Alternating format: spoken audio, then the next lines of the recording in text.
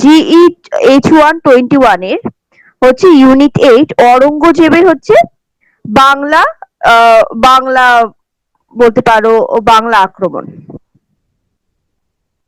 দেখো, মুঘল সুলতানের গৌরবময় ইতিহাসে স্বমহিমায় দীপ্তমান সম্রাট ঔরঙ্গজেব। তাকে মুঘল বংশের শেষ সফল সম্রাটও বলা যায়। সম্রাট শাহজাহানের 4 পুত্রের মধ্যে ঔরঙ্গজেব ছিলেন সবচেয়ে চতুর এবং সমরকুশল এবং কূটনৈতিক জ্ঞান সম্পন্ন। তাই পিতার বলতে পারো জীবনের সায়নকালে অমোঘ নিয়তিস্বরূপ উদ্ভূত উত্তরাধিকার যুদ্ধে একে একে সব ভাইকে পদ থেকে সরিয়ে সিংহাসনের চূড়ান্ত উত্তরাধিকারী হন অরঙ্গজেব। অর্থাৎ পারো অরঙ্গজেব ছিলেন মুঘল সাম্রাজ্যের সর্বশেষ শাসক এবং তার 4টি ভাই ছিল। সেই 4টি সুজা বা অন্যান্য ভাই যারা ছিল সবাইকে কিন্তু তিনি পদ থেকে সরিয়ে তিনি বলতে পারো সিংহাসনে চূড়ান্ত লাভ বা চূড়ান্ত উত্তরাধিকারী হন, প্রতিষ্ঠিত করেন। অরঙ্গজেবের উত্থানের সময়টি সম্পর্কে একবার জানা যাক, ঠিক আছে? সম্রাট শাহজাহান যখন দাক্ষিণাত্যের শাসক ছিল সেই সময় আমেদাবাদ এবং মালব সীমান্তের খুদে নামক যে স্থানে ভূমিষ্ঠ হয় তার 3য় পুত্র অরঙ্গজেব। দিনটি ছিল 1618 খ্রিস্টাব্দ সালের 2রা নভেম্বর। নবজাতকের নাম রাখা হয় আবু মুজাফফর মুহিউদ্দিন মোহাম্মদ অরঙ্গজেব। তার পুরো নামটা কি? আবু মুজাফফর মুহিউদ্দিন মোহাম্মদ অরঙ্গজেব। তাকে আলম নামেও পরিচিত করা যায় বা অনেকে আলমগীর নামে তাকে চেনেন। আলমগীর নামের অর্থ হচ্ছে বিশ্ব বিজেতা। সময়ের সাথে সাথে নিজের বিজেতা স্বভাবটি ফুটে থাকে তার মধ্যে। সংঘাতের সূচনা যদি বলা যায়, স্বাভাবিকভাবে সিংহাসনের প্রতি 4 যে শাহজাদা বা 4 উত্তরাধিকারী ছিলেন তার 4 ভাই হচ্ছে দারা, সুজা, মুরাদ এবং ঔরঙ্গজেব সমানভাবে মানে এই 4 জন ভাই সমানভাবে বলতে পারো যে লোভী বা 4 জন ভাই সমানভাবে করতে চেয়েছিলেন।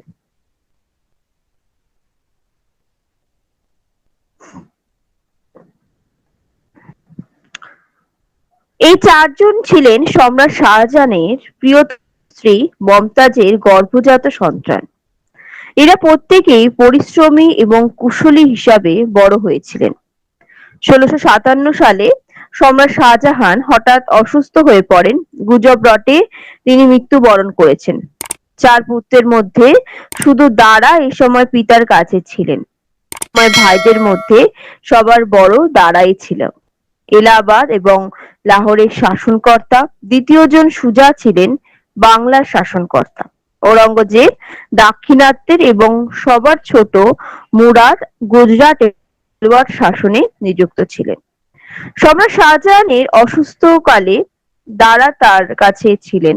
সবার বড় ও সম্রাটের প্রিয় পুত্র হিসাবে সিংহাসনে তার হাতে চলে যেতে পারে এই আশঙ্কায় শঙ্কিত হয়ে ওঠে বাকি ভাইয়েরা।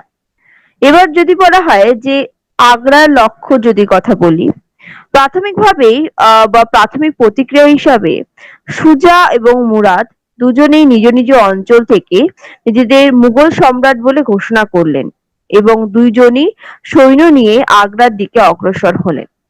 শ্রীততি ঔরঙ্গজেবের তাড়াহুড়ো করলেন না। তিনি নর্মদা নদীর প্রতিটি ঘাটে পাহারায় বসলেন এবং বন এবং রাওশান আরা ও অন্যান্য দূত মারফত সকল খবরই তিনি কিন্তু রাখতেন। প্রত্যেক ভাইয়ের প্রতি খবর যাচাই করে নিজের পরবর্তী পদক্ষেপ ভাবতে থাকলেন ঔরঙ্গজেব। পুত্ররা সসৈন্যে রাজধানীর দিকে অগ্রসর হওয়ার সংবাদ বৃদ্ধ শাহজাহানের নিকট পৌঁছে গেল। তিনি সুজাকে প্রতিহত করার জন্য দারার পুত্র সুলাইমানকে দিয়ে সৈন্য প্রেরণ করেন। সুলাইমানের সিংহ হন আম্বরের রাজা জয় সিং এই মিলিত বাহিনীর সাথে বাহাদুরপুরে যুদ্ধে ব্যাপক ক্ষয়ক্ষতি বলতে পারো সম্মুখীন হন সুজা। জয় সিং তাকে বাংলার সীমান্ত পর্যন্ত তাড়িয়ে নিয়ে যান। ঔরঙ্গজেব আগ্রার উদ্দেশ্যে ঔরঙ্গাবাদ থেকে রওনা হয়ে বুরহানপুরে আসেন। সেখানে কিছুকাল অবস্থান করে নর্মদা নদী পার হয়ে তিনি দিপালপুরে আসেন। সেখানে মুরাদের বাহিনীর সাথে তার সাক্ষাৎ হয়। স্বার্থ সিদ্ধির জন্য ঔরঙ্গজেব চুক্তি করেন মুরাদের সাথে।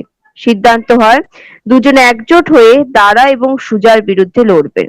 জয়ী হলে উভয় সমান ভাগে সাম্রাজ্য ভাগ করে নেবেন। এই চুক্তি ছিল ঔরঙ্গজেবের কূটনীতির প্রথম সাফল্য। এর মাধ্যমে তিনি সাময়িকভাবে একজন বিরোধী কম করে ফেলেন এবং দুই শাহজাদের মধ্যে মিলিত বাহিনী অগ্রসর হলো আগ্রার দিকে। এবার হচ্ছে ধর্মাতের যুদ্ধ। মুরাদ এবং ঔরঙ্গজেবের যে মিলিত বাহিনী প্রতিহত করতে দারা এবং যোধপুরে যে অধিপতি যশবন্ত সিংকে পাঠান। সাথে সহযোগিতার জন্য কাসিম খানের নেতৃত্বে একটি বাহিনীও যায়। এই দুইজন নেতৃত্ব যথেষ্ট সমন্বয়হীনতা ছিল। ঔরঙ্গজেব যশবন্ত সিংকে চিঠি লিখে পাঠান যে আর কোনো উদ্দেশ্য নয়, অসুস্থ পিতাকে দেখতে তারা আগ্রায় যাচ্ছেন। কিন্তু এই অজুহাত উপেক্ষা করে যশবন্ত তার সৈন্য নিয়ে বিদ্রোহীদের উদ্দেশ্যে এগোতে থাকে। অতঃপর ১৬৫৮ সালের ২৫শে এপ্রিল ধর্মাত নামক স্থানে দুই দল প্রচন্ড যুদ্ধ বাঁধে। দুই দল মানে দুটো ভাই, মানে চারটে ভাইয়ের দুটো দুটো বাহিনী মিলে যুদ্ধ বাঁধে। এই শাহজাদের সুসংগঠিত বাহিনীর সংখ্যাগরিষ্ঠতা আর তার সাথে ঔরঙ্গজেবের সুনিপুণ রণকৌশলের কাছে প্রাণপণ যুদ্ধ করেও হার মানতে হয় যশবন্তের রাজপুত্র সেনাকে। আহত যশবন্ত সিং পালিয়ে যোধপুরে পৌঁছান। কথিত আছে তার রানী তার মুখের ওপর দুর্গের তোরণ বন্ধ করে দেন, কারণ যুদ্ধক্ষেত্র থেকে পলাতক সেনাপতিকে নাকি রাজপুত্ররা ক্ষমা করে না। কাসিম খানের অধীনস্থ কয়েকজন সেনা কর্মকর্তাকে ঔরঙ্গজেব নিজের দলে টেনে নিয়েছিলেন, ফলে প্রতিপক্ষ আরো দুর্বল হয়ে হার মানতে বাধ্য হয়। ধর্মাতের এই যুদ্ধ বিজয় ঔরঙ্গজেবের দাপট অনেকখানি মূলত বাড়িয়ে যায়। এবার পরবর্তী যুদ্ধের কথা যদি বলি, ঔরঙ্গজেবের সাফল্যের ক্ষেত্রে সামুগড়ের যুদ্ধ কিন্তু গুরুত্বপূর্ণ। ধর্মাতের যুদ্ধ জয়লাভ করে ঔরঙ্গজেব যুদ্ধক্ষেত্রের কাছাকাছি ফতেহাবাদ নামক স্থানে একটি শহরের পত্তন করেন। তারপর শক্তিশালী এক বাহিনী নিয়ে তিনি চম্বল আক্রমণ করে এবং সামুগড়ে পৌঁছান। আগ্রা থেকে এটি ছিল ৮ মাইল পূর্বে। এবার দারা এবার আহ এবার দারা ৫০,০০০ সৈন্যর এক বিরাট বাহিনী নিয়ে স্বয়ং সামুগড়ে পৌঁছান। ২৯শে মে ১৬৫৮ সংগঠিত হয় সামুগড়ের যুদ্ধ। দারা হাতির পিঠে চেপে সবকিছু নিয়ন্ত্রণ করছিলেন। দারা এবং বিভিন্ন অঞ্চল থেকে বলতে পারো সংগৃহীত তার সৈন্যদের মধ্যে ঐক্যের অভাবও ছিল। দারার মধ্যে, মানে দারার সৈন্যবাহিনীর মধ্যে একটা ঐক্যের অভাবও ছিল যথেষ্ট। দারার রাজপুত্র বাহিনীর হাতে নাজেহাল হয়ে পিছু হাটে মুরাদের বাহিনী। দারা ছিল, মনে রাখবো, জ্যেষ্ঠ পুত্র বা বড় পুত্র। রাজপুতদের বীরত্বের অভিভূত হন ঔরঙ্গজেব, তবে শেষ পর্যন্ত তার হাতে রাজপুত বাহিনী ধরাশায়ী হয়। ওদিকে দারার দুই সেনাপতি খল্লুল্লাহ খান এবং রুস্তম খান দুজনেই নাজেহাল হয়ে পড়েন। দারার গোলন্দাজের গোলা শেষ হয়ে গেলে ঔরঙ্গজেব ইউরোপিয়ান যে গোলন্দাজ বাহিনী লাগাতার গোলা ছুড়ে পরিস্থিতি আরো বেসামাল করে দেয়। এদিকে রুস্তম খান নিহত হলে দারার অবস্থা গুরুত্ব বুঝে হাতি থেকে নেমে ঘোড়ায় চাপেন, কিন্তু তার বাহিনী তাকে হাতির পিঠে না দেখে বোঝেন যে তিনি নিহত হয়েছে, ফলে নিমিষেই ছত্রভঙ্গ হয়ে পড়ে দারার সেনাদল। এই যুদ্ধে দারার প্রায় ১০,০০০ সৈন্য নিহত হয়। দারার সহচর ও পরিবার পরিজন নিয়ে দিল্লি পালিয়ে যান। এবার পরবর্তী বিষয় হচ্ছে যে পরবর্তী যে হামলা, সেটা হচ্ছে বলতে পারো যে আগ্রায় হামলা বা আগ্রায় প্রবেশ। বিজয়ী ঔরঙ্গজেব এবং মুরাদ আগ্রায় উপস্থিত হন। সম্রাট শাহজাহান ঔরঙ্গজেবকে দেখা করার আমন্ত্রণ জানান, কিন্তু সতর্ক ঔরঙ্গজেব সাক্ষাৎ থেকে বিরত থাকেন। তিনি দুর্গের ভেতরে যমুনার পানি সরবরাহের পথ বন্ধ করে দেন। অতঃপর জাহানার মধ্যে শাহজাহান এবং অরঙ্গজেবের সাক্ষাৎ হয়। সম্রাট জানান এইসব যুদ্ধের জন্য তিনি দায়ী নন, বরং দারাই তাকে বাধ্য করেছিলেন। অরঙ্গজেব পিতার প্রতি আনুগত্য প্রদর্শন করে এবং ফেরার পথে বিশ্বস্ত অনুচরদের কাছ থেকে শাহজাহানের লেখা একটি পত্র পান। তাতে সম্রাটের দারাকে গোপন সহযোগিতা করার কথা ছিল। অরঙ্গজেবের বৃদ্ধ সম্রাটকে গৃহবন্দী করেন। শেষ পর্যন্ত দাপুটে সম্রাট শাহজাহানের পুত্রের কাছে নজরবন্দী হয়ে অন্তঃপুরে অবরুদ্ধ দিন কাটতে থাকে। কন্যা জাহানারা তার সাথেও স্বেচ্ছা বন্দিত্ব বরণ করেন। আগ্রার দায়িত্ব পুত্র মোহাম্মদের হাতে দিয়ে অরঙ্গজেব দিল্লির দিকে রওনা দেন। এবার বলতে পারো মুরাদের পরিণতি। এদিকে তলে তলে মুরাদ আরো সৈন্য সংগ্রহ করতে থাকে। প্রয়োজনে মুরাদকেও পথে থেকে সরানো দরকার ছিল। তাই দিল্লি যাত্রার পথে অরঙ্গজেব মথুরায় যাত্রা বিরতিকালে মুরাদকে নৈশভোজের জন্য শিবিরে আমন্ত্রণ জানান। মুরাদও তার সহচরে পরামর্শে নৈশভোজে যোগ দেন। উল্লেখ্য, এই সহচরকে আগের থেকেই অর্থ দিয়ে বশীভূত করে নিয়েছিলেন আওরঙ্গজেব। ভোজে মুরাদকে প্রচুর পরিমাণে মদ খাওয়ানো হয় এবং তিনি ক্লান্ত হয়ে পড়লে এক পরিচারিকা দিয়ে তাঁবুতে পাঠানো হয়। ক্লান্ত মাতাল মুরাদ শীঘ্রই ঘুমিয়ে পড়লে তার কোষ থেকে তরবারি বের করে নেয় পরিচারিকা। এভাবে সহজেই বন্দী হয়ে যায় মুরাদ। তাকে প্রথমে দিল্লির দুর্গে বন্দী রাখা হয়েছিল, তারপর গোয়ালিয়র দুর্গে বন্দী পাঠানো হয়। সেখানেই বলতে পারো গুজরাটের দিওয়ান আলী নকিকে হত্যার অপরাধে কাজীর বিচারে তাকে মৃত্যুদণ্ড দেওয়া হয়। 1661 সালের 4ই ডিসেম্বর মুরাদের মৃত্যুদণ্ড কার্যকর হয়।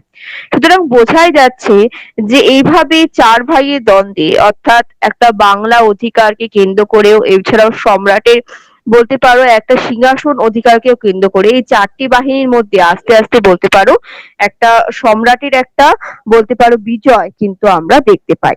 এবার যদি বলে দাবার শেষ পরিণতি বা বাংলা অধিকার বা শাহজাহানের সিংহাসন অধিকার বা বলতে পারো সেই সম্রাটের মানে সম্রাটের সাম্রাজ্যের শেষ পরিণতি সম্পর্কে যদি আমরা জানি, তবে বলতে পারি মুরাদকে পদ থেকে সরানোর পর অরঙ্গজেব যথেষ্ট বলতে পারো নিশ্চিন্তে দিল্লির দিকে অগ্রসর বা দিল্লির দিকে যাত্রা করেন।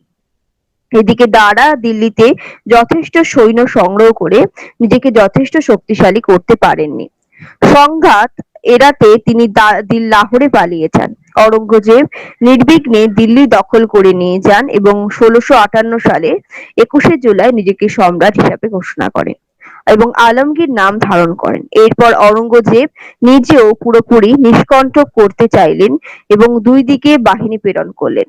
আরেকটি বাহিনী দারার পিছনে লাহোরের দিকে গেলেন এবং আরেকটি বাহিনী এলাহাবাদের দিকে। সেখানে দারার পুত্র সুলাইমান এবং আরেক ভাই সুজাকে দমন করার দায়িত্ব নিয়েছিলেন তারা।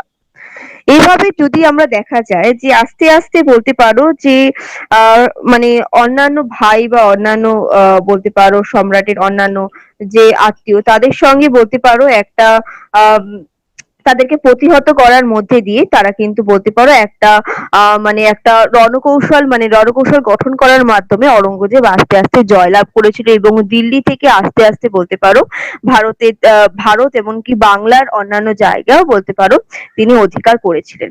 এবার যদি বলা যায় যে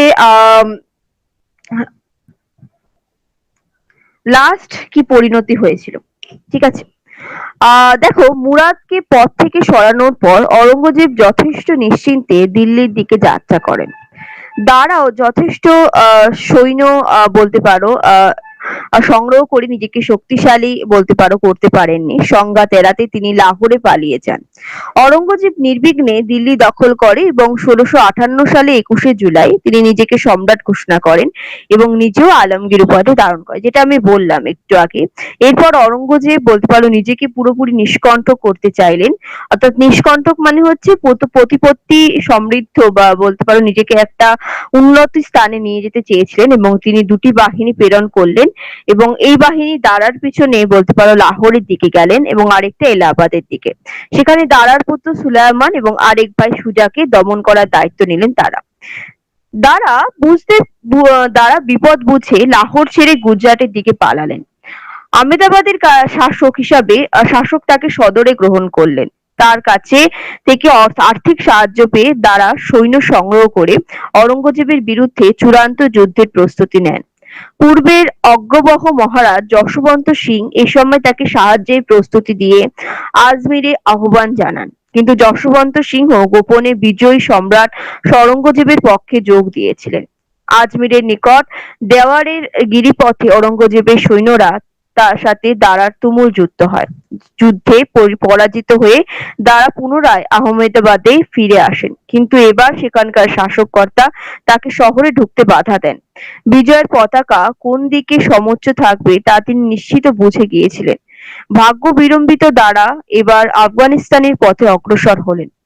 পথে দাদার নামক স্থানে মালিক জিওয়ান নামে একটি বেলুচ সর্দারের কাছে তিনি আশ্রয় লাভ করেন। এই সর্দারকে একবার শাহজাহানের রোষানল থেকে রক্ষা করেছিলেন দারা। দারার স্ত্রী নাদিরা বেগম তার সঙ্গী হয়েও পথে চলেছিলেন। পথের ক্লান্তি ধকল সহ্য করতে না পেরে তিনি অসুস্থ হয়ে পড়েন এবং দাদারই মৃত্যুবরণ করেন। তার দেহ সমাধিস্থ করার জন্য লাহোর পাঠিয়ে দেওয়া হয় এবং এইদিকে বিশ্বস্ত মালিক জিওয়ান দারার সাথে বিশ্বাসঘাতকতা করে বসে। তাকে তুলে দেন অরঙ্গজেবের সেনাদের হাতে।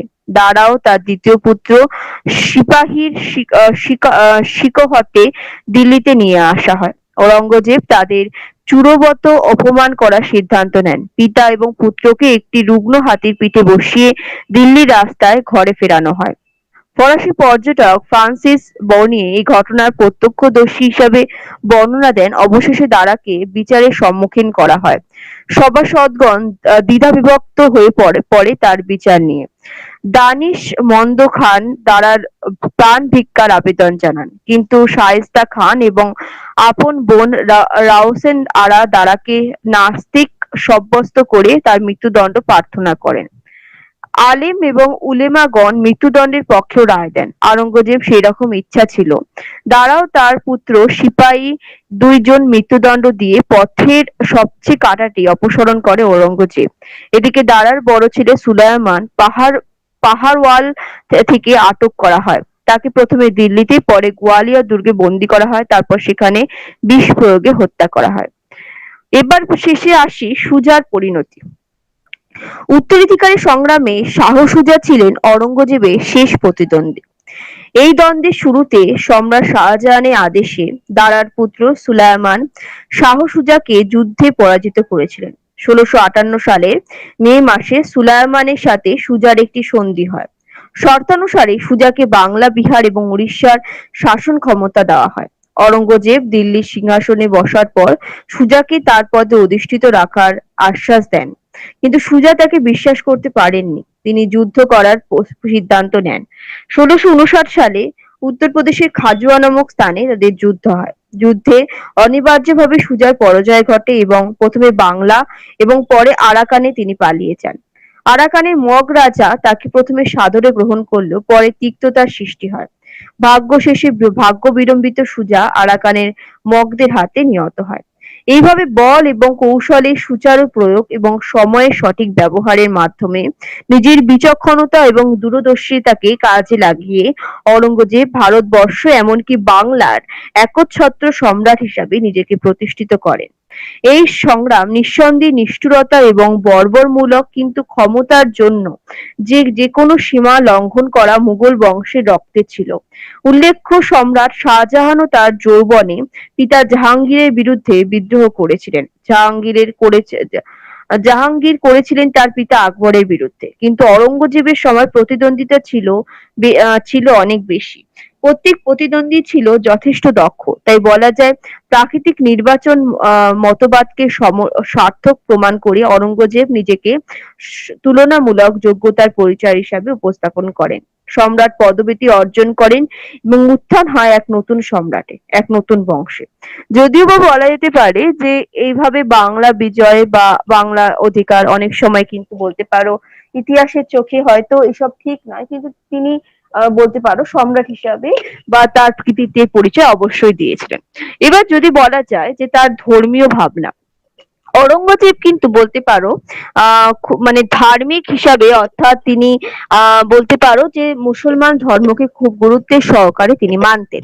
ঠিক আছে, এবং তিনি বলতে পারো যে সুরা বা মদ্যপান তিনি করতেন না, এমনকি একদম স্বাভাবিক জীবনযাপন তিনি করতেন। ঠিক আছে, এমনকি বলতে পারো যে তিনি হিন্দু বিদ্বেষীও কিন্তু প্রচন্ড ছিলেন। সেই সময় বাংলায় অনেক মঠ বা মন্দির কিন্তু সেই সময় ঔরঙ্গজেবের হাতে তিনি ধ্বংস হয়েছিল। এমনকি বলতে পারো যে রাজ্যে যে অন্যান্য যে বাংলা যে প্রজা ছিল বা অন্যান্য যে ধর্মের প্রজা, তারাও কিন্তু বলতে পারো ঔরঙ্গজেবের হাতে অনেকটাই বলতে পারো পর্যুদস্ত হয়, যা কিন্তু বলতে পারো তার সাম্রাজ্যের একটা খারাপ দিক, যার দ্বারা কিন্তু বলতে পারো মুঘল সাম্রাজ্য আস্তে আস্তে পতনের দিকেও কিন্তু আসে। মানে বলতে পারো যে এই বিভিন্ন শাসকদের বা বিভিন্ন মঠ মন্দির ধ্বংস করার মধ্যে দিয়ে সবাই কিন্তু ক্ষিপ্ত হয়ে গিয়ে বলতে পারো যে বিদ্রোহ ঘোষণা করে, এবং অচিরেই বলতে পারো মুঘল সাম্রাজ্য ভাঙে। সুতরাং বলতে পারো যে তার শক্তির পরিচয় দিল অবশেষে বলতে পারো তার যে ধার্মিক ভাবনাটা বা ধার্মিক বিষয়টি তাকে যে পর্যুদস্ত করেছিল বা মুঘল সাম্রাজ্য পতনের ক্ষেত্রে এগিয়ে দিয়েছিল, সেটা কিন্তু বলাই যায়। আমার পড়া আহ, শেষ হলো আজকে। তোমরা কি সব বুঝতে পেরেছো?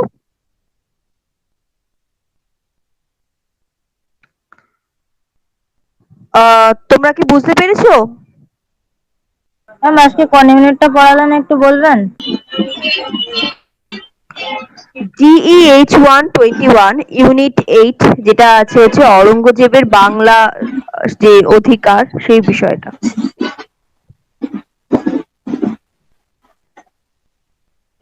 তোমরা বুঝেছো? হ্যাঁ, হ্যাঁ ম্যাম মোটামুটি বুঝেছি। মানে ঔরঙ্গজেবের সিংহাসন কত বললেন? 1758, 21শে জুলাই। আমি সালটা বলে দিচ্ছি, তুমি আগে বলো বিষয়টা বুঝেছো কিনা। হ্যাঁ কারোর যদি মোটামুটি কোনো বুঝেছি। কারোর কি কোনো প্রশ্ন আছে? ম্যাম, ঔরঙ্গজেবের পুরো নামটা আরেকবার বলবেন? হ্যাঁ, বলে দেবো। ঔরঙ্গজেবের পুরো নাম হচ্ছে, দাঁড়াও,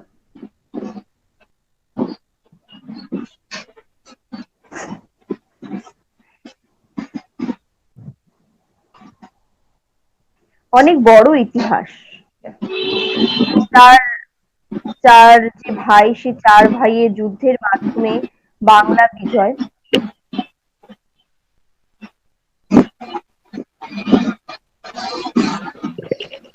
কে বলছিলি সালটার কথা? আমি ম্যাম মমতা। হ্যাঁ, দেখো, সাল হচ্ছে 1618 সালে 3রা নভেম্বর, এবং তার পুরো নাম হচ্ছে আবু মুজাফফর মুহিউদ্দিন মোহাম্মদ আওরঙ্গজেব। আবু মুজাফফর মুহিউদ্দিন মোহাম্মদ আওরঙ্গজেব। আর ওনাকে আর একটা কি নামে যেন ডাকা হতো? আলমগীর। আলমগীর। কোশ্চেন লিখিয়ে দেবো? হ্যাঁ হ্যাঁ।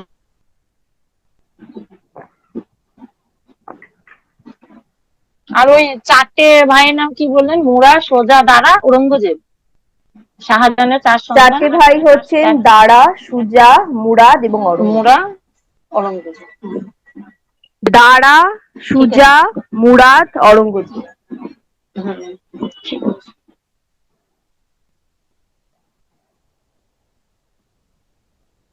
দেখো, ফার্স্ট কোশ্চেন, অরঙ্গজেব কে ছিলেন?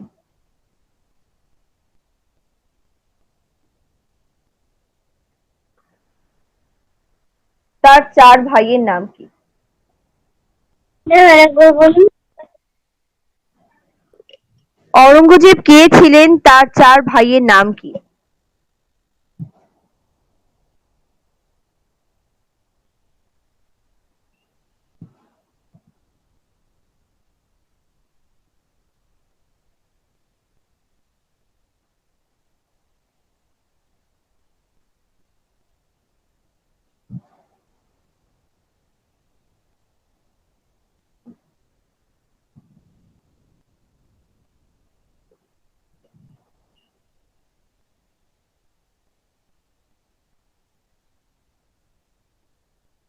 লেখো। হয়েছে? সবাই লিখেছো কোশ্চেনটা? অরঙ্গজেব কে ছিলেন, তার 4 ভাইয়ের নাম কি? লিখেছো? ওকে, লেখো অ্যান্সার।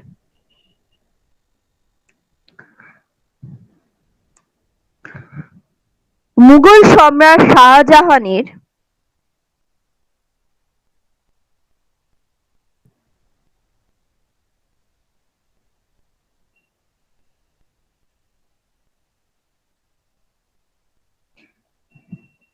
চতুর্থ সন্তান ছিলেন ঔরঙ্গজেব।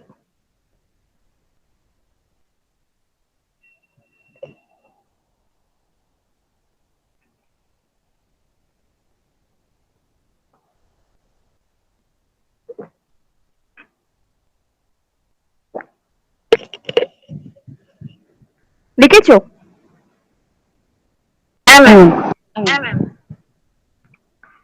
সম্রাট, এবার দাঁড়িয়ে দিয়ে লেখো।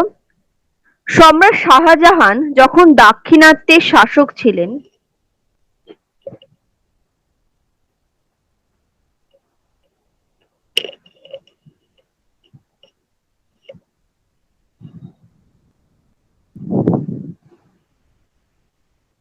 দাক্ষিণাত্যের শাসক ছিলেন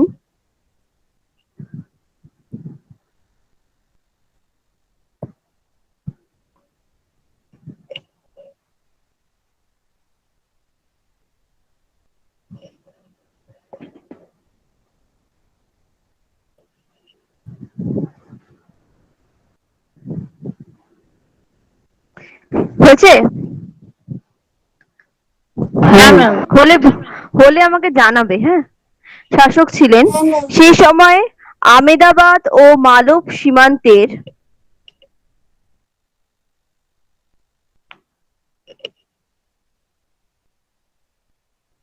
সে সময় আমেদাবাদ ও মালব সীমান্তে ধুদে ধৈর্যস্য দয়েকার ধুদে ধুদে নামক স্থানে ভূমিষ্ঠ হয় তার পুত্র ঔরঙ্গজেব।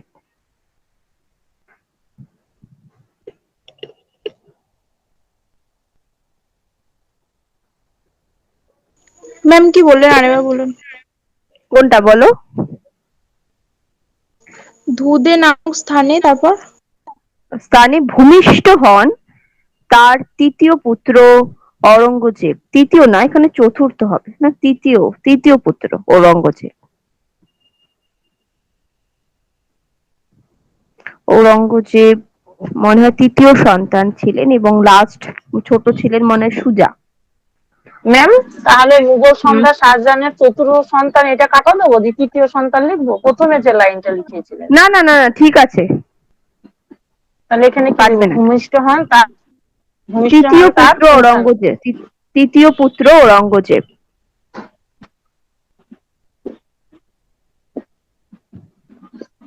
যেগুলো বলছি সেগুলো সবই বইয়ের ভাবনা, আমার নিজের ভাবনা নয়। না ম্যাম, হয়ে গেছে? না না ম্যাম, আপনি প্রথম লাইনে লিখিয়েছিলেন মুঘল সম্রাট শাহজাহানের চতুর্থ হ্যাঁ সন্তান ছিলেন ঔরঙ্গজেব। হ্যাঁ, কিন্তু এখানে আবার সেটাই আমি ভাবছি, যেখানে চতুর্থ সন্তান বলেছে, আবার এক জায়গায় বলছে আবার তৃতীয় সন্তান। মেবি তৃতীয় সন্তানটাই ঠিক হবে, কারণ সুজা ছিল মানে শাহজাহানের একদম কনিষ্ঠ বা ছোট ছেলে। সেক্ষেত্রে তৃতীয় সন্তানই বলতে পারো। সরি সরি, তুমি ফার্স্ট লাইনটা আমি লিখেছিলাম 4টে পুত্রের মধ্যে সম্রাট শাহজাহানের 4 পুত্রের মধ্যে ঔরঙ্গজেব ছিল, বলতে পারো ফার্স্ট চতুর্থ লাইনটা কি সন্তান। লিখেছিলাম? চতুর্থ সন্তান, তাই না? হ্যাঁ হ্যাঁ, চতুর্থ সন্তান। চতুর্থ সন্তান, না না, ওটা তৃতীয় সন্তানই হবে। তাহলে চতুর্থ ঠিক আছে, হ্যাঁ। তাহলে লাস্ট কত অবধি লিখেছি একটু বলো কেউ? হ্যাঁ স্যার, হ্যাঁ ম্যাম, ভূমিষ্ঠ হন তার তৃতীয় পুত্র ঔরঙ্গজেব। ওকে, দাঁড়িয়ে দাও। দিনটা ছিল 1618 সালের 3রা নভেম্বর। দিনটা ছিল 1618 সালের 3রা নভেম্বর।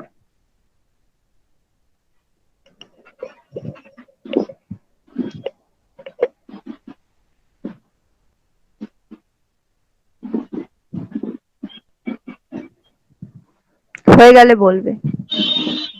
হয়ে গেছে ম্যাম। দাড়ি দিয়ে লেখো নবজাতকের নাম রাখা হয়, যেটা আমি আগেও বললাম, ভালো করে শুনবে। নবজাতকের নাম রাখা হয় আবু মুজাফফর।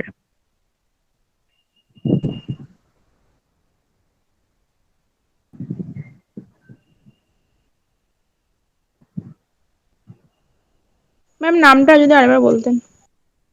আবু মুজাফফর পর্যন্ত লেখো, পুরো নামটা বলছি। আবু মুজাফফর।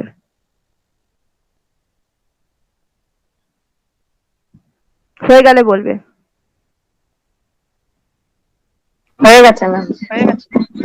আবু মুজাফফর, তারপর লেখো মুহিউদ্দিন।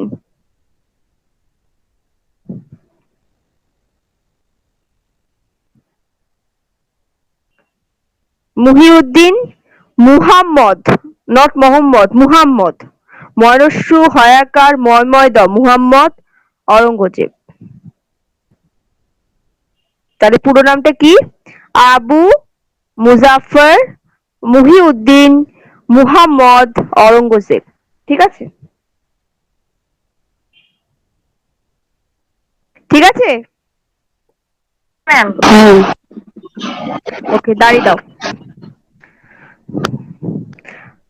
আলমগীর নামেও পরিচিত ছিলেন তিনি। আলমগীর যে নামটা লিখবে সেটা একটা ইনভার্টেড কমায় দেবে। আলমগীর নামেও পরিচিত ছিলেন তিনি।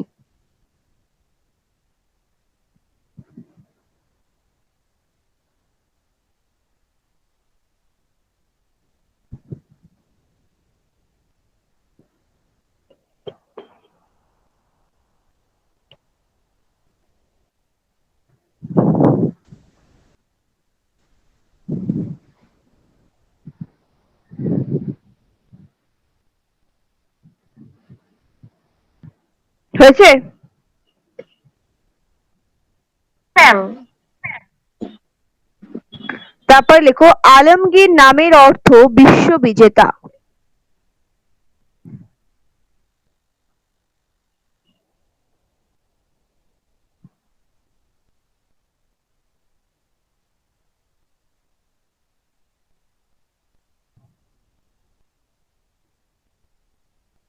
হয়ে গেছে ম্যাম।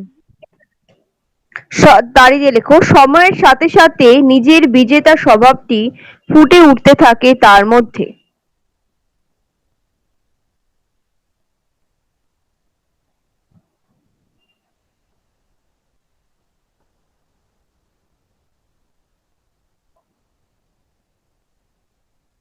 ম্যাম সময়ের সাথে সাথে।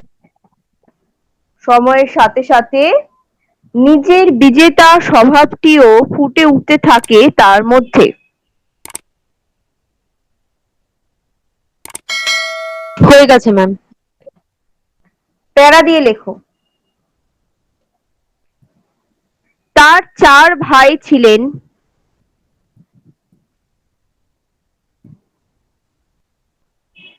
দারা, সুজা, মুরাদ ও অরঙ্গজেব।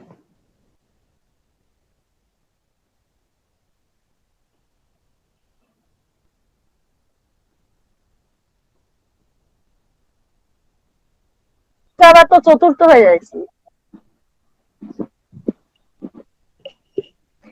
এটা পর পর করে 1 2 করে বলেনি, 4 জনের নাম শুধু বলেছে।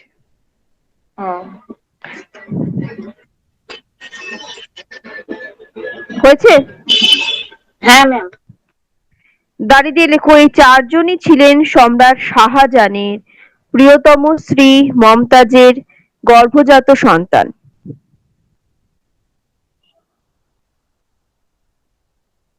আরেকবার বলুন। এই 4 জনই ছিলেন সম্রাট শাহজাহানের প্রিয়তমা স্ত্রী মমতাজের গর্ভজাত সন্তান।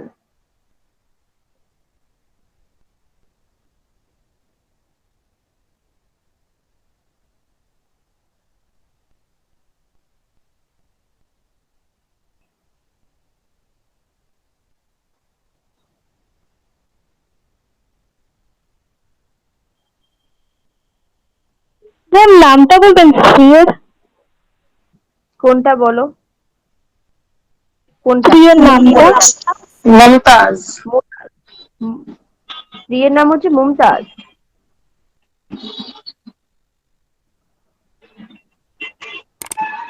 হয়েছে? হ্যাঁ ম্যাম। ঠিক আছে, একটু দাঁড়াও, হ্যাঁ আমি একটু জলের বোতলটা একটু নিয়ে আসি, অন্ধকার তো চারিদিকে, একটু ওয়েট করো, ঠিক আছে? খুব জল পিপাসা পেয়েছে।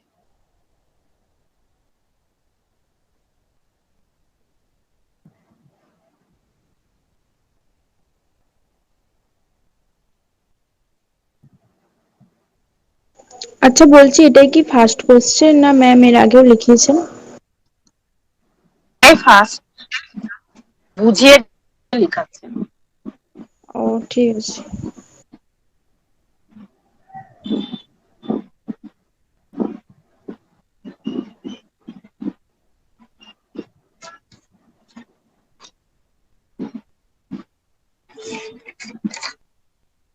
ঠিক আছে, চলো সেকেন্ড কোশ্চেন লেখো।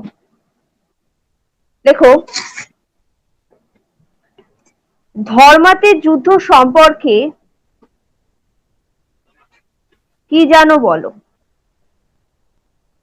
ধর্মাতের যুদ্ধ সম্পর্কে কি জানো বলো। ম্যাডাম আরেকবার বলুন। ধর্মাতের যুদ্ধ সম্পর্কে কি জানো বলো। ধর্মাত, ধ ময়ডা পাকার ত, ধর্মাত।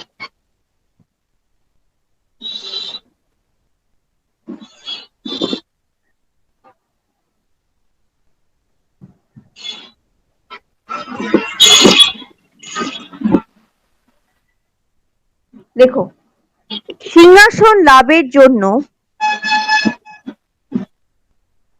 কারুর বিষয় মিউট করো আওয়াজ। মমতা, সিংহাসন আরোহণের জন্য চার ভাইয়ের মধ্যে দ্বন্দ্ব বাধে।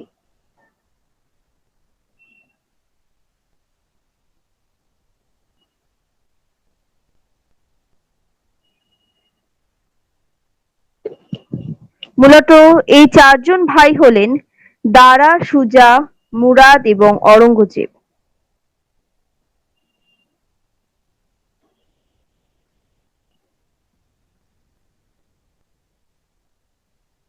যদিও বা প্রাথমিকভাবে হয়ে গেছে, ওটা হয়ে গেছে। ম্যাম। কমপ্লিট আমি যেটা বললাম। হ্যাঁ ম্যাম, হ্যাঁ। ঠিক আছে, প্রাথমিক প্রতিক্রিয়া হিসাবে দাঁড়িয়ে লিখবে, সুজা এবং মুরাদ দুজনই নিজ নিজ অঞ্চলে নিজেদের মুঘল সম্রাট বলে ঘোষণা করলেন।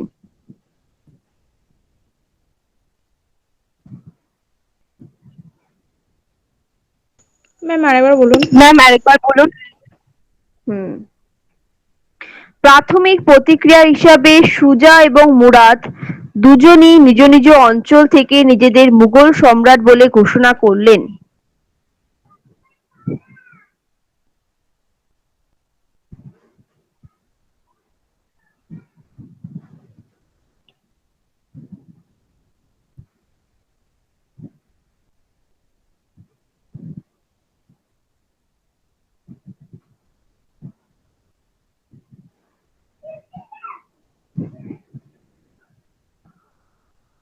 হ্যাঁ ম্যাম। তবে মুরাদ বাহিনী মূলত অরঙ্গজেবের দিকে অগ্রসর হন। তবে মুরাদ বাহিনী মূলত অরঙ্গজেবের দিকে অগ্রসর হন।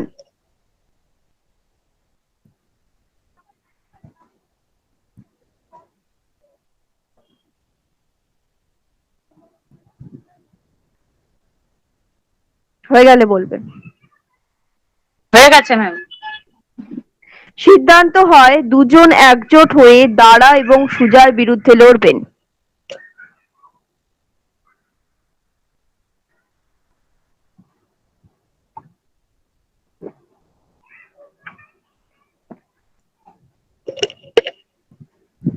ম্যাম দুজন একজোট হয়ে দারা এবং সুজার বিরুদ্ধে লড়বেন।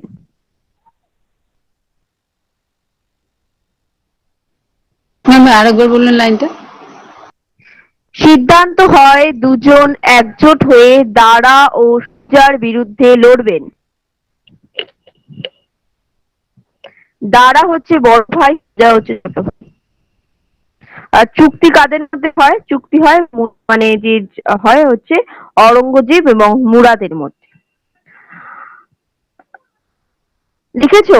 মানে সুজার বিরুদ্ধে লড়বে। ম্যাম, ম্যাম এটা বলো। তাহলে প্রথমে এটা লিখলেন যে সুজা এবং মুরাদ দুজনেই নিজ নিজ অঞ্চল থেকে নিজেদের মুঘল সম্রাট বলে ঘোষণা করলেন।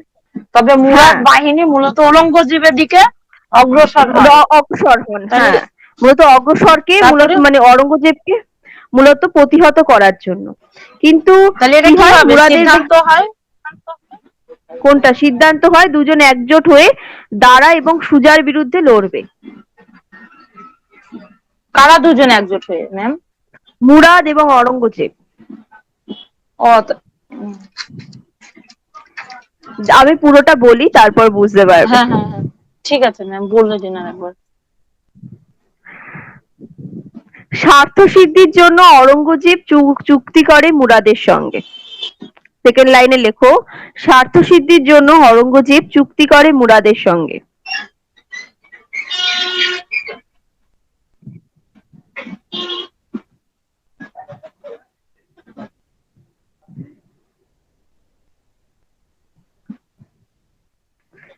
এবং সিদ্ধান্ত হয় জয়ী হলে সমান ভাগে সাম্রাজ্য ভাগ করে নেবে।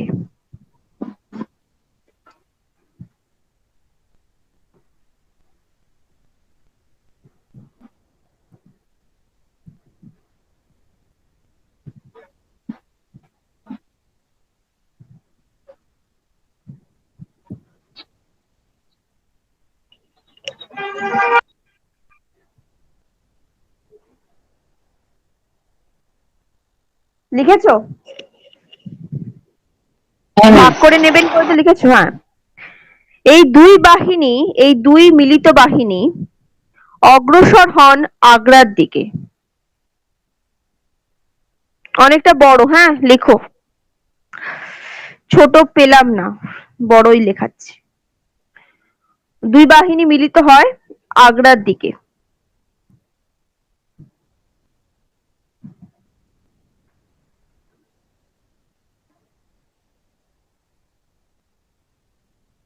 কি বলেন, অগ্রসর হন না মিলিত হন?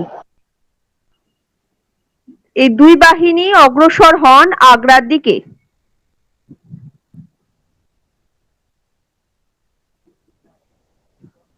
মানে এই দুই মিলিত বাহিনী অগ্রসর হয়, মানে একত্রে দুটি বাহিনী মিলিত হয়ে অগ্রসর হয় আগ্রার দিকে।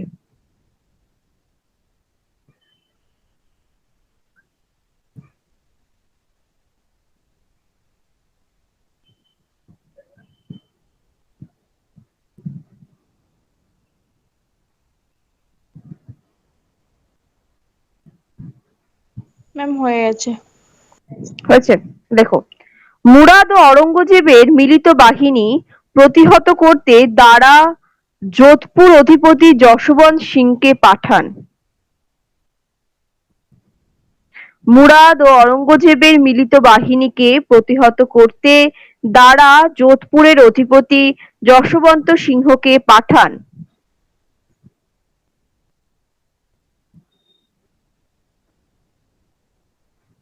দাঁড়া। যোধপুরের অধিপতি যশবন্ত সিংহকে পাঠান।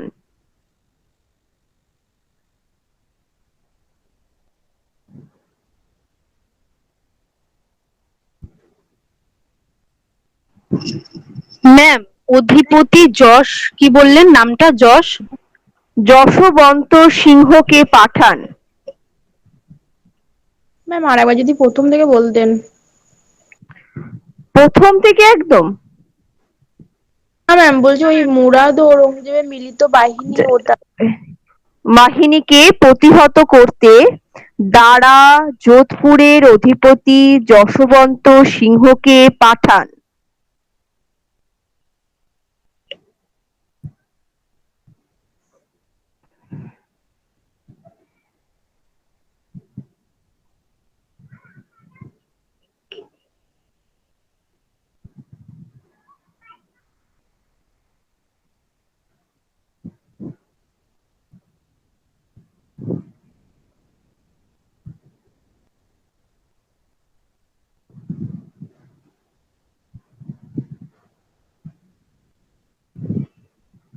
লিখেছো? হ্যাঁ ম্যাম। হ্যাঁ ম্যাম। সাথে সহযোগিতার জন্য কমা দিয়ে লিখবে, সাথে সহযোগিতার জন্য কাসিম খানের নেতৃত্বে একটি বাহিনীও যায়।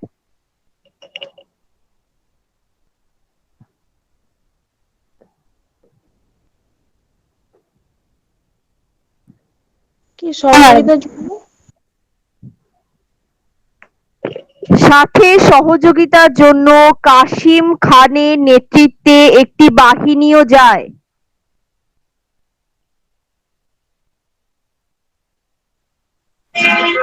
হয়েছে ম্যাম। দাড়ি দিয়ে লেখো। মমতা মিউট করো। দাড়ি দিয়ে লেখো। অতঃপর ১৬৫৮ সালের ২৫শে এপ্রিল ধর্মাত নামক স্থানে দুই দলে প্রচণ্ড যুদ্ধ বাধে।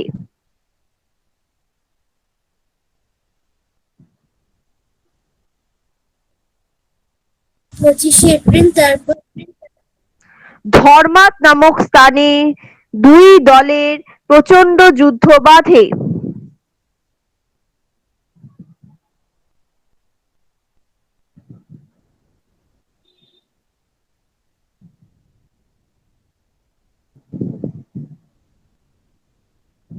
সালটা একটু বল। ১৬৫৮ সালের ২৫শে এপ্রিল ধর্মাত নামক স্থানে দুই দলের প্রচণ্ড যুদ্ধ বাধে।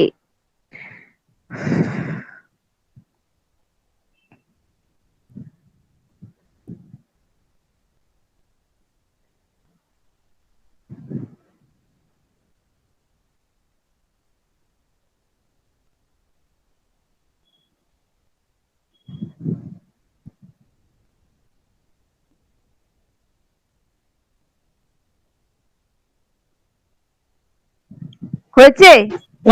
হ্যাঁ ম্যাম। দাড়ি দিয়ে লেখো। এই দুই সহজাদা, সহজাদা মানে দুই ভাই, দুই সহজাদার সুসংগঠিত বাহিনীর সংখ্যাগরিষ্ঠতা, কমা এই দুই সহজাদার মানে ভাইয়ের সুসংগঠিত বাহিনীর সংখ্যাগরিষ্ঠতা,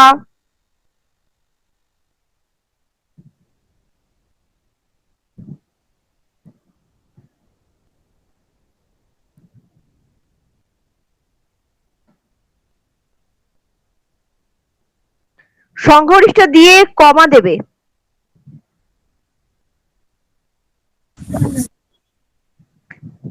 কমা আর তার অরঙ্গজেবের সুনিপুণ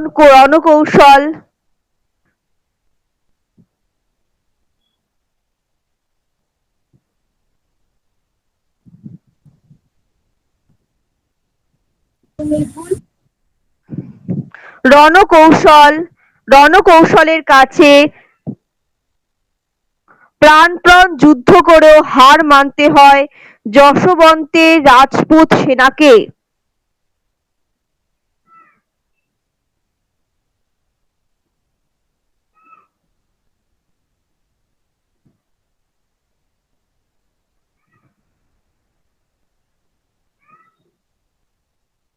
ম্যাম আরেকবার বলবেন? রাজপুত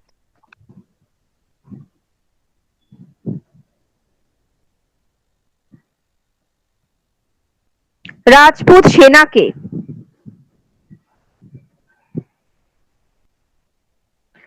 হার মানতে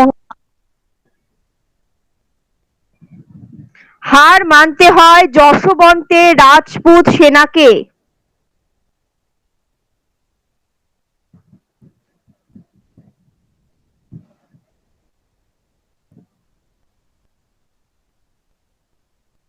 দাড়ি দিয়ে লেখো। আহত হয়ে যশোবন্ত সিংহ পালিয়ে যোধপুরে পৌঁছান। আহত হয়ে যশোবন্ত সিংহ যোধপুরে পৌঁছান।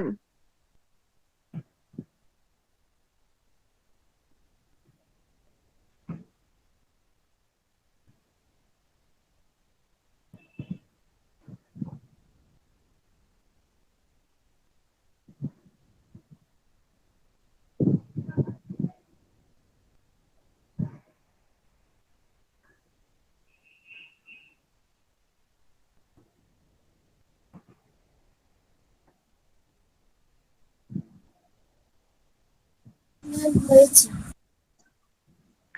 তারপরে লেখো কথিত আছে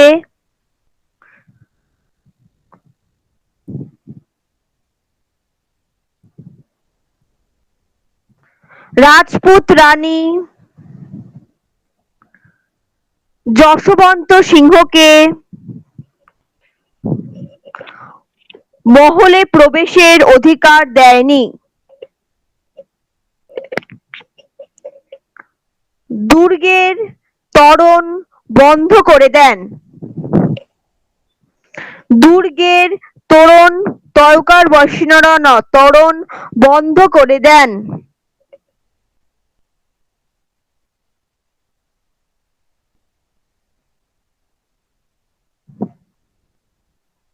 ম্যাম যশবন্ত সিংহ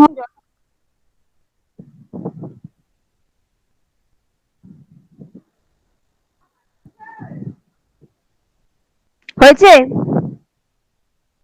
হ্যাঁ ম্যাম। বন্ধ করে দেন কারণ পলাতক সেনাপতিকে নাকি রাজপুতরা ক্ষমা করেন না। কারণ পলাতক সেনাপতিকে রাজপুতরা ক্ষমা করেন না।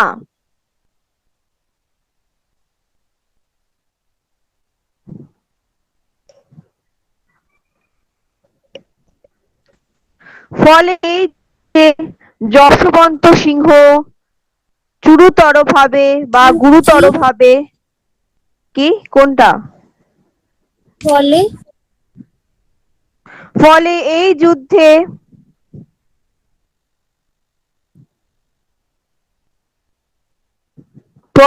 যুদ্ধে যশবন্ত সিংহ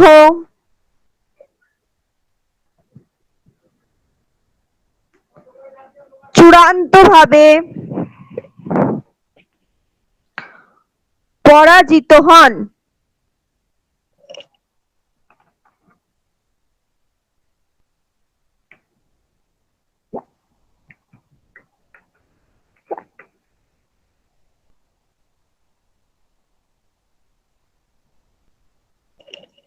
ফলে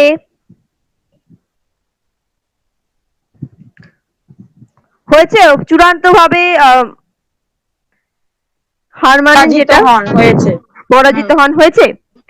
দাঁড়িয়ে হ্যাঁ, লেখো ফলে ধর্মাতের এই যুদ্ধ বিজয়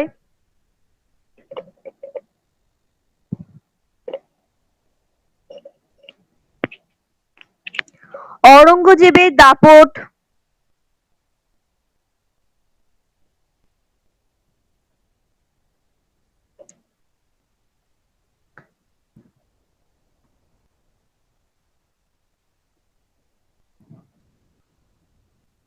অনেকখানি বাড়িয়ে দিয়েছিল।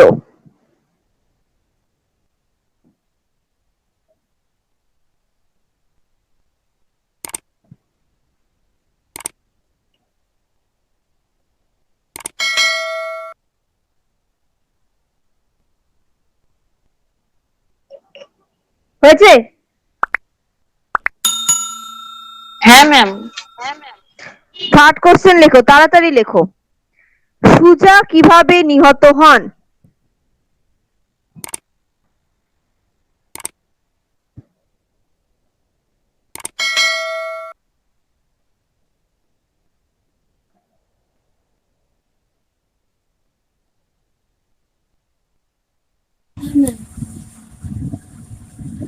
হয়েছে? হ্যাঁ ম্যাম। অ্যান্সার লেখো। ১৬৫৮ সালে মে মাসে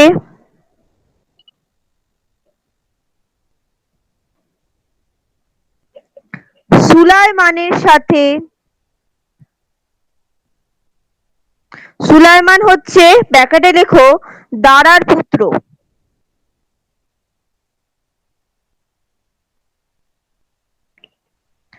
সুলাইমানের সাথে সুজার একটি সন্ধি হয়।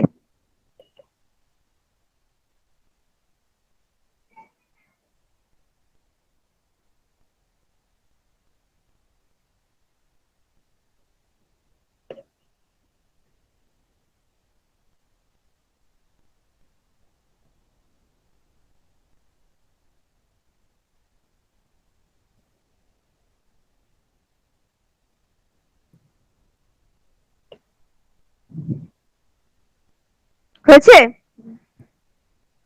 হ্যাঁ। হ্যাঁ ম্যাম। হ্যাঁ। দাঁড়িয়ে দিয়ে লেখো শর্তানুযায়ী সুজাকে বাংলা, বিহার ও উড়িষ্যার শাসন ক্ষমতা দেওয়া হয়।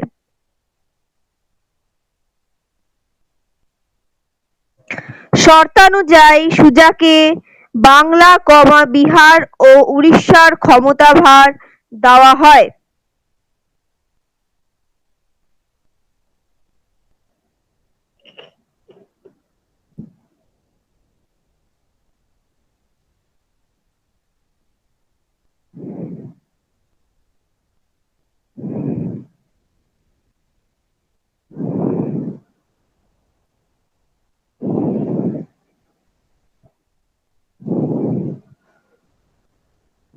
হয়ে গেছে ম্যাম। অরঙ্গজেব দিল্লির সিংহাসনে বসার পর দাঁড়িয়ে দিয়ে অরঙ্গজেব দিল্লির সিংহাসনে বসার পর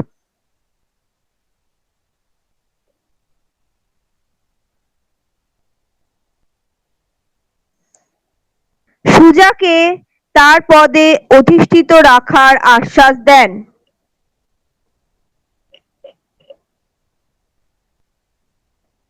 অরঙ্গজেব দিল্লির সিংহাসনে বসার পর সুজাকে তার পদে অধিষ্ঠিত রাখার আশ্বাস দান করেন।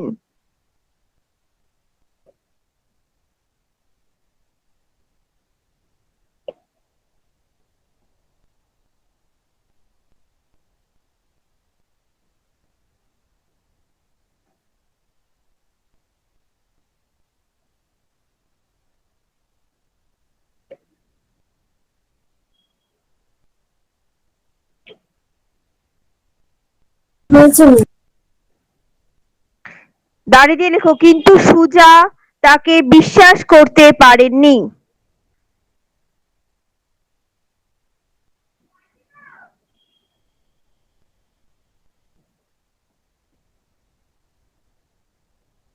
দাঁড়ি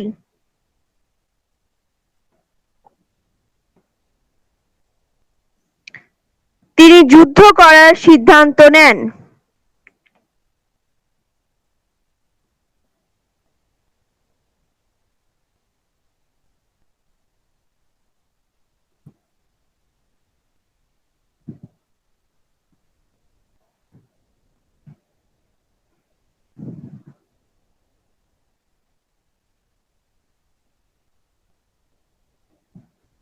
হ্যাঁ ম্যাম। হয়েছে।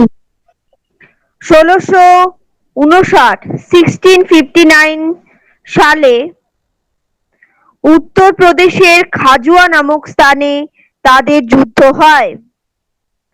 1659 সালে উত্তরপ্রদেশের খাজুয়া নামক স্থানে তাদের যুদ্ধ হয়।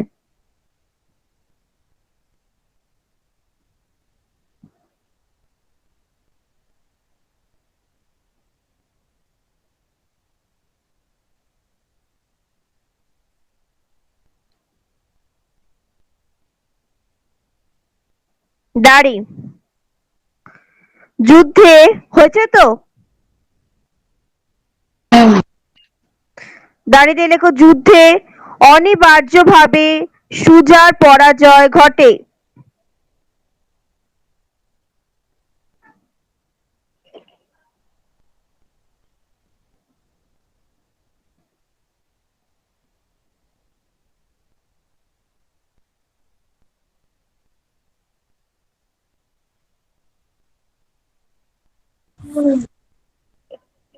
দাঁড়িয়ে দিয়ে লেখো তিনি প্রথমে বাংলা ও পরে আরাকান অঞ্চলে পালিয়ে যান।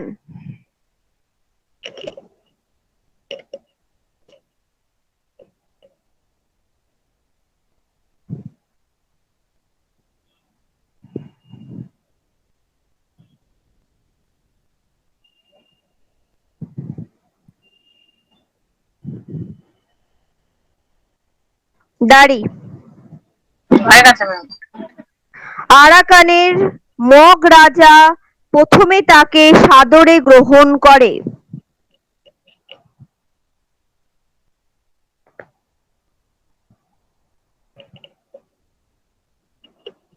আরাকানের মগ রাজা প্রথমে তাকে সাদরে গ্রহণ করে?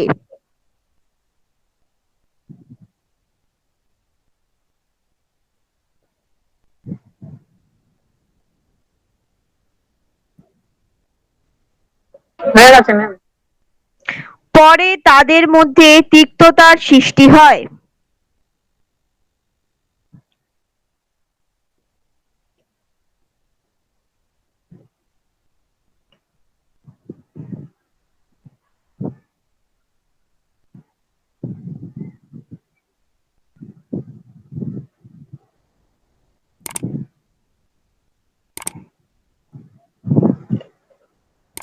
দাড়ি।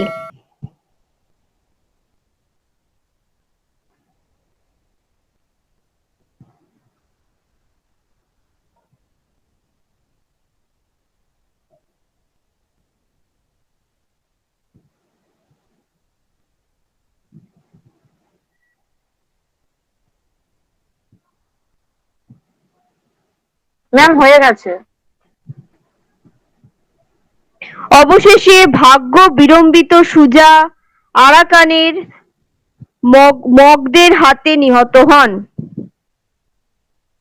অবশেষে ভাগ্য বিড়ম্বিত সুজা আরাকানের মগদের হাতে নিহত হন।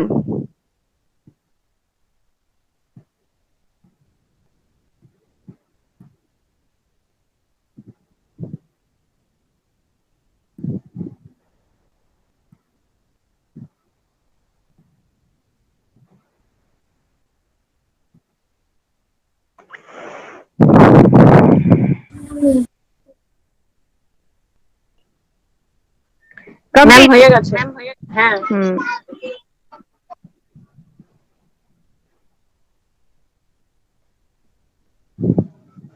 আজকে এত অব্দি থাক। আজকে একটু কোশ্চেন কম লেখালাম, আজকে চ্যাপ্টারটা অনেকটাই পড়িয়েছি। ঠিক আছে, কারোর কোনো প্রশ্ন আছে? ম্যাম বলছিলাম 4 ভাইয়ের মধ্যে কার কোন কোন